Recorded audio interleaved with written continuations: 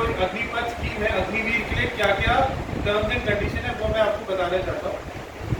पहली बात तो जो कि एक नॉर्मल एक इंडियन आर्मी सोल्जर के लिए लागू है वही अग्निवीर के लिए भी लागू है, ठीक है। तो इस कारण से जो उनका जो लीव हो गया, यूनिफॉर्म हो गया और जो उनके अलाउंसेस हैं वही सेम रहेंगे जो एक नॉर्मल भारतीय सेना के बाकी जवान के होते हैं। यहाँ पे कोई डिफरेंस नहीं है, समझ गए आपको। जो डिफरेंस आता है वो ये आता है कि सबसे पहले 4 साल के बाद उनको डिस्चार्ज कर दिया जाएगा। अग्निवीर से फौज में 4 साल के लिए रहेगा। दूसरी बात ये होगा कि जो अग्निवीर जब डिस्चार्ज होगा तो उसको एक सरकार एक सेवानिधि पैकेज देगी। सेवानिधि पैकेज क्या है उसमें मैं आपको आगे बताऊंगा कि क्या क्या उसके बेनिफिट्स हैं। तो 4 साल के बाद में क्या होगा, जो जैसे हमने अगर इस साल हमने 100 बच्चे लिए हैं अग्निवीर के, उनमें से हम लोग 4 साल के बाद 25% यानी कि 25 छात्रों को हम लोग इंडियन आर्मी में रख लेंगे।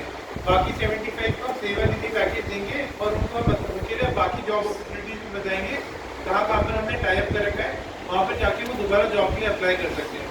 जो 25% सेना में रह गए फिर वो लोग क्या, वो अगले 15 साल के लिए भारतीय सेना में सर्व करेंगे और उनको फिर पेंशन मिलेगा। अच्छा, जो जैसे कि मैंने अभी आपको बताया, जो बाकी भारतीय सेना की जो सैनिक है उनके हिसाब से उनको छुट्टी भी मिलेगी और उनको सिक लीव भी मिलेगी। अब मैं आपको पे के बारे में बता देता हूँ। अगर आप अग्निवीर बन के भारतीय सेना में आते हैं तो ये मैं आपको एक चीज़ में बता देता हूँ। जैसे अगर आपका 1 मार्च को अगर आपकी मान लो इनरोलमेंट है, मतलब आपका ट्रेनिंग 1 मार्च से शुरू है, तो मतलब आपको उसी टाइम से आपको माना जाता है कि आप अग्निवीर बन चुके हो। तो आपका पहले साल में जो आपका सैलरी होगा वो 30,000 रुपये पर मंथ होगा। ये 30,000 रुपये पर मंथ सिर्फ 30,000 ही नहीं है, इसमें अगर आप मान लो कि अगर आप कहीं और आप सर्व कर रहे हो, हार्ड एरिया में सर्व कर रहे हो, फील्ड में सर्व कर रहे हो, तो वहाँ पर इसमें 30,000 को उस जगह के अलाउंस भी ऐड होंगे, यानी कि 10,000 भी हो सकता है, 5,000 भी हो सकता है। तो सैलरी मिनिमम 30,000 रहेगी, बट इससे ज़्यादा भी हो सकती है। यही करते करते जो सैलरी आपकी हर साल आपकी बढ़ेगी, आखिर में आके आपकी जो सैलरी होगी वो 40,000 रुपये होगी। अच्छा, इस जो सैलरी में से क्या होगा, 30% जो है आप अपना उसको एक फंड में डालोगे, जिसको एक गवर्नमेंट आपका इस फंड में मैच करेगी। इस कारण क्या होगा, आपका एक सेवानिधि पैकेज बनेगा जो कि जो आपके 4 साल के खत्म होने के बाद में लगभग उसमें 11 लाख रुपए जमा होंगे। अभी का जो फिगर है वो है 11,10,000 रुपये। इसमें 10 लाख 40,000 लिखा है, लेकिन अभी लेटेस्ट फिगर के हिसाब से अगर कोई भी अगर इस सेवानिधि पैकेज का अगर लाभ उठाना चाहता है तो इस पैकेज के हिसाब से उसको मिनिमम 11 लाख रुपए मिलेंगे 4 साल के बाद।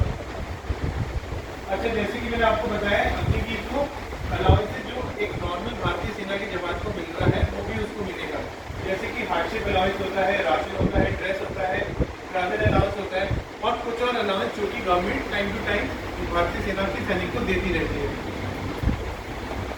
एक और चीज़ है, आपको एक इंश्योरेंस भी मिलेगा, ठीक है, जिस